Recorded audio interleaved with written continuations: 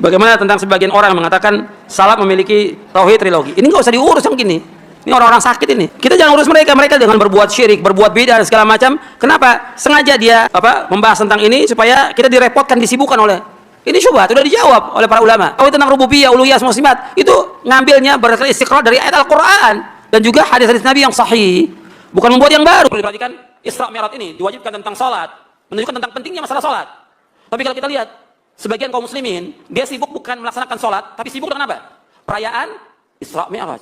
Ini nggak ada dalam Islam. Nabi nggak pernah mengadakan Isra Mi'raj. Sama seperti Nabi tidak pernah juga mengadakan peringatan Maulid Nabi. Nabi nggak pernah. Kita nih beribadah kepada Allah sesuai dengan apa yang Nabi contohkan. Jangan mengadakan sesuatu yang baru dalam agama yang Nabi nggak contohkan. Assalamualaikum warahmatullahi wabarakatuh. Bismillahirrahmanirrahim. Allahumma sholli ala sayyidina Muhammadin wa ala alihi wa sahbihi ajmain, amma ba'du. Allahumma ij'alna min ahlil khair was sa'adah fid din wad dunya wal akhirah. Amin Allahumma amin. Semoga kita semua menjadi orang-orang yang beruntung di dunia, berbahagia di akhirat. Di dunia urusan kita mudah, lancar, terutama dalam masalah agama kita tidak tertipu oleh orang-orang yang berkoar-koar, merasa paling mengikuti Nabi, paling mengikuti kitab dan sunnah, padahal ujung-ujungnya tidak jelas kemana cenderungannya. Saya doakan Salafi Wahabi itu tidak seperti itu. Doakan juga kita juga tidak seperti itu. Amin Allahumma amin. Ketika ada orang yang bertanya tentang trilogi tauhid, jawabannya begitu ya. Dianggap orang sakit yang bertanya itu ya. Jadi mungkin merasa terserang dengan pertanyaan itu. Padahal apa masalahnya? Kalau misalnya saya ikut orang yang percaya dengan trilogi tauhid, toh itu hanya pembagian saja. Hanya untuk tertib saja. Kamu meyakini Tuhan dari sisi mana? Sisi rububiyah, sisi uluhiyah, sisi asma wa sifat, kan sesederhana itu. Tetapi ini menjadi masalah memang ketika mereka selalu berkuar masalah dicontohkan oleh Nabi. Karena memang tidak pernah Nabi mencontohkan membagi tauhid. Jadi kita tahu kemana petahnya orang ini ngomong, arahnya itu kemana gitu. Dia tidak mau diserang balik dengan kuar-kuarnya bahwa kalau tidak dicontohkan Nabi itu tidak boleh. Seperti contohnya Maulid Nabi, seperti contohnya Isra Mi'raj. Ketika dihantam dengan masalah tauhidnya, dia berkelit dengan bahasa itu istiqra, bukan hal yang baru. Istiqra itu meneliti Al-Quran, meneliti hadis, lalu dibagilah tauhid menjadi 3. Memang tidak akan pernah ada kamu menemukan ucapan Nabi atau ucapan sahabat bahwa tauhid ada 3. Jadi bukan perilaku sahabat, bukan perilaku Nabi membagi tauhid menjadi 3. Ya, tetapi kita sebetulnya nggak ada masalah. Asal jangan lalu dengan narasi tauhid dibagi 3, Abu Jahal, Abu Lahab lebih beriman dari kita. Wah, masalah itu ya. Cuman itu nanti kita bahas dalam masalah lain.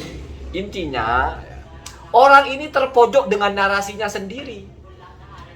Kalau masih ngotot masalah tidak dicontohkan Nabi, masalah tidak dicontohkan sahabat, nggak kurang-kurang ya. Kita sudah buktikan bahwa teori itu teori sampahan ya. Tidak pernah ada narasi apa yang tidak dicontohkan Nabi itu adalah hal yang buruk, tidak boleh dikerjakan. Imam Malik banyak sekali dalam kitab salah satunya Al-Muntaqo, Qodiyat Al-Maliki ya, mengatakan bahwa Imam Malik itu punya satu ritual. Ini jelas kok. Idza dakhala baitahu qala Masya Allah, la haula wa la quwata illa billah. Itu zikirnya Imam Malik. Setiap masuk rumahnya selalu membaca itu. Bahkan ditulis di atas pintunya. Tadkiratan liman arada ayathula khaufan ayyansa. Untuk mengingatkan kalau ada orang mau masuk ke rumahnya, itu baca itu.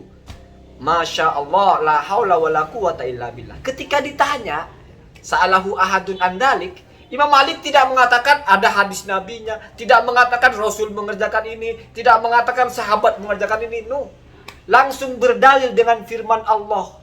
Apa? Walaula iddakhalta jannataka qulta masya Allah la quwata illa billah. Jadi kata Imam Malik, ayat itu mengajarkan kita kalau mau masuk rumah membaca Masya Allah la haula wa la quwata illa billah. Ini tidak pernah dicontohkan Nabi. Imam Malik berani Istiqra, Pak Imam Malik membaca Al-Quran lalu menyimpulkan itu boleh. Anda mengatakan bahwa tauhid itu adalah istiqra. Kenapa kalau orang lain tidak boleh? Misalnya Ibnu Hajar Al-Asqalani mengatakan bahwasanya dalil dari Maulid Nabi itu adalah hadis Nabi. Kan ada dalilnya, istiqro ya, diteliti. Oh, ada hadis Nabi, ada tradisi Nabi ya. Berpuasa ketika tanggal 9, di mana itu mensyukuri ya. Lalu ini boleh dong dikaitkan dengan Maulid Nabi. Yang ngomong begini juga ulama selevel Ibnu Hajar al-Asqalani. Tapi kenapa ini dihantam dengan tidak dicontohkan Nabi? Begitu juga Isra Mi'raj lah, itu kan masuk kepada tahsis saja. Kita mengkhususkan waktu tertentu untuk melaksanakan ritual tertentu. Artinya ritual tertentu itu apa? Mengaji Quran, bukan mengada-ngadakan hal yang baru. Siapa yang bilang ngaji Quran itu baru? Bersedekah, mendengarkan tausiah, silaturahmi, di mana barunya?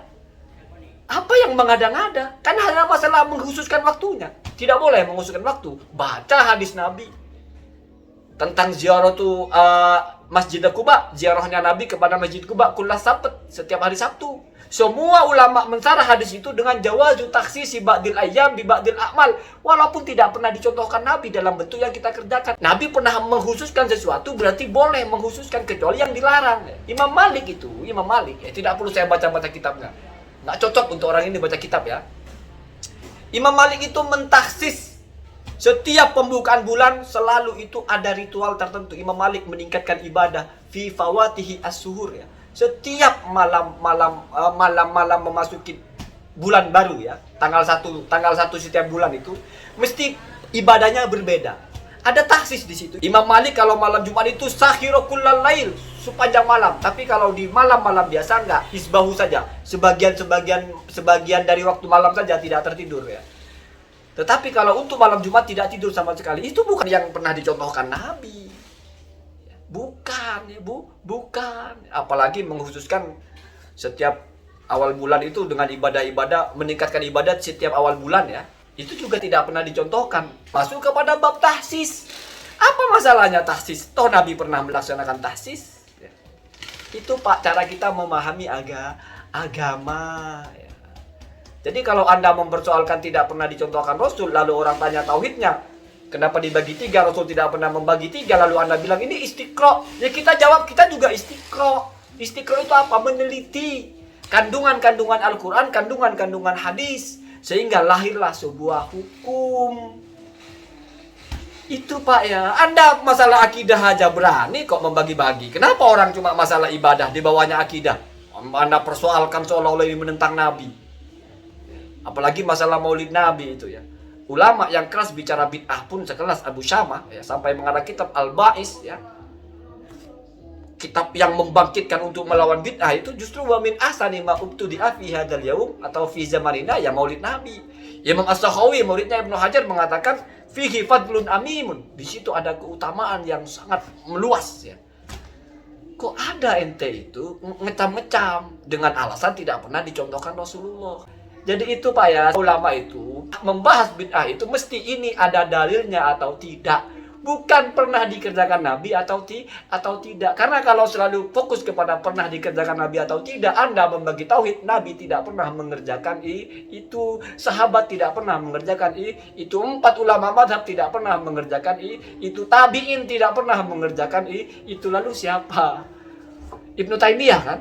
Kalau yang sebelumnya Ibnu Taimiyah misalnya At-Tabari memang menyebut ada nu'minu bi rububiyatillah, nu'minu bi uluhiyatillah. Ada begitu, tetapi tidak pernah ada narasi yang qasimut tauhidu ila salasati aqsamin, tidak pernah ada seperti itu ya. Kalau Pak Firanda kan lebih fair. Ya memang tidak ada dalilnya ya, lebih fair ya. Kalau Anda ini lebih mirip ke Ustaz Zulkarnain ketika ditanya apa ada riwayat jidat hitam. Kalau ada riwayatnya apa, kalau tidak ada mau apa. Lalu ngamuk-ngamuk ya. Jadi begitu ya, begitu kuar-kuar bicara dalil, kuar-kuar nyerang orang, dipetik sedikit aja, langsung dianggap orang lain sakit ya. Makanya kadang-kadang kita ya ikut, bukan cuma sakit, nggak ada otaknya. Mungkin bukan hanya otaknya nggak ada, kepalanya pun nggak ada. Sehingga aneh-aneh. Allahumma hadina ada sabil. Assalamualaikum warahmatullahi wabarakatuh.